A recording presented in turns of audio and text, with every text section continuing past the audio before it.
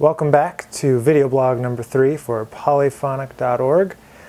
Today I wanted to take the chance to talk a little bit about what's on a lot of people's mind. I've been getting a bunch of questions recently from some students about applying to college and some of the procedures that go into that. So the biggest question I think that I've been getting a lot is about grades. Grades on both standardized tests like the SAT and the ACT, and then just their overall GPA from high school.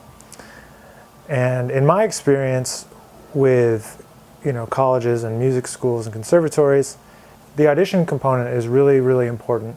And as long as your grades are pretty good, you're going to be all right.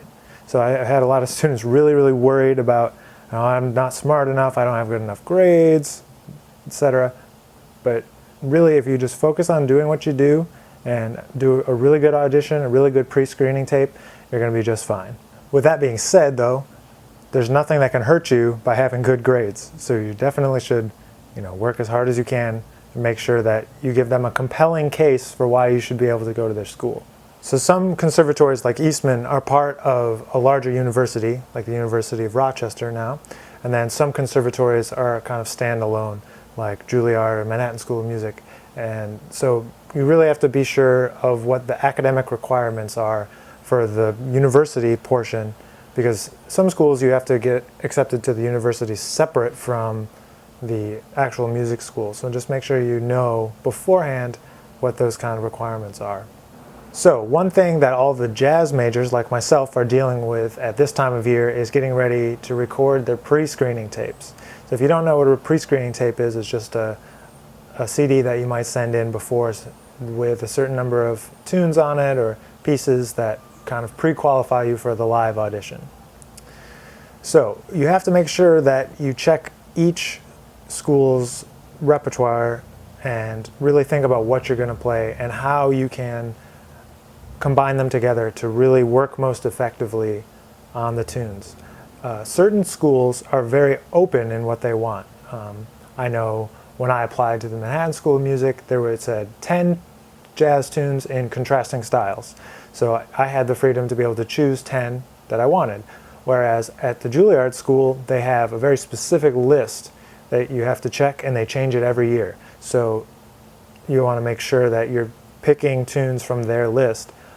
That being said, you can kind of adjust your practicing to include some of the tunes that maybe are required for one school and make them work for another. That way you're working most effectively with your time. I know this sounds super simple, but you got to play what they want to hear. Even if you think you have a great original tune, maybe it's better to play something that you know that the faculty will know and they'll appreciate that you took the time to learn for your audition. You also want to make sure you pick tunes that put yourself in a good light. If a certain tune maybe fits in a different key, make sure you play it in a key that's good for you and good for your instrument. So when you're putting together the recordings, make sure you pay attention to the small details. If they ask for like a certain number of choruses of blues, for example, is it 6 to 8 choruses? Does that 6 to 8 choruses include the melody chorus? Does it not include? Do they want there to be trading on there? Do they not want there to be trading in there?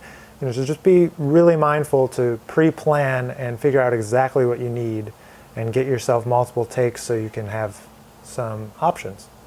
Also, sometimes schools will specify the key or the tempo, so make sure you get your metronome out, and if they want it at 200, make sure it's at 200. You don't want to give them an easy reason to count you out.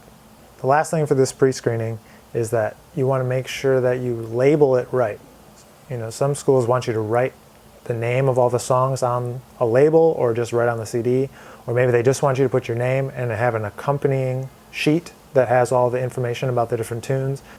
And make sure that it looks nice when you send it in. If it's on a crumpled piece of paper, that doesn't give them a good reason to think that you're a hardworking professional student.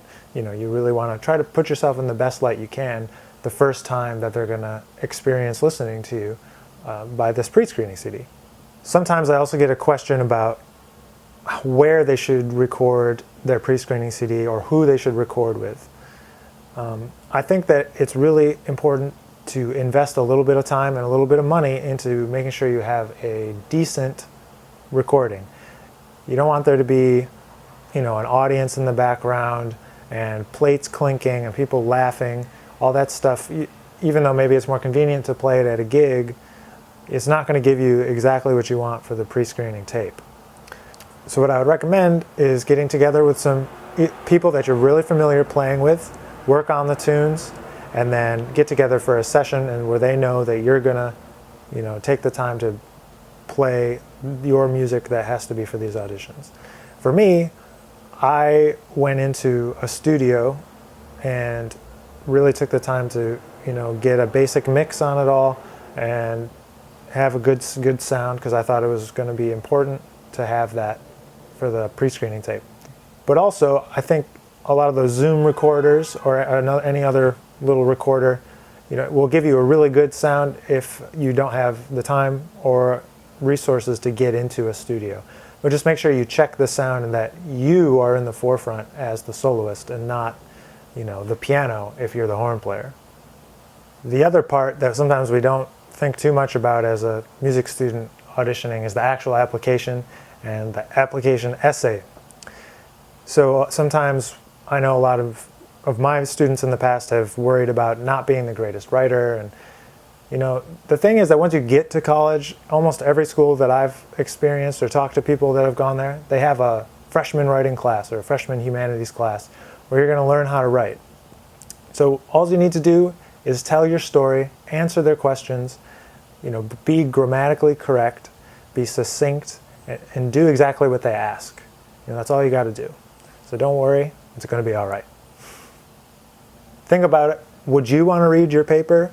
You don't want it to be garbage. Make sure that it's concise and the appropriate length. Is it a character limit or is it a word limit? Make sure that you're double checking all that stuff. Now, overall application considerations. Don't wait till the last minute to do your application. It's super important for the rest of your life. Why would you wait till the last minute?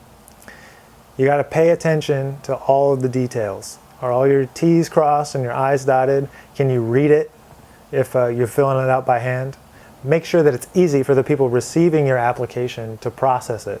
You don't want your letter saying you have an audition to go to the wrong place because they couldn't read your address. And the one consideration that is really important about being on time and early with this kind of stuff is the letters of recommendation. Anyone that's going to write you a letter is going to need a little bit of time so that they can really write you a nice letter. If you give it to them 2 days beforehand, it's not going to work out. They're going to have to quickly type up a letter for you, and it's not going to be as good as if you give them 2-3 weeks to really get it together. So as someone that's written letters and also that asked for letters, I know that it's really appreciated when you give people enough time to write the letter how they want to. And the very last thing is don't be late. Send it in by the deadline. So with all those things in mind, I want to wish everybody good luck on their applications, and I'm sure everybody's going to do very well and take the time to make sure that their applications are perfect condition before they send them in. So thanks for watching, and I'll see you next time.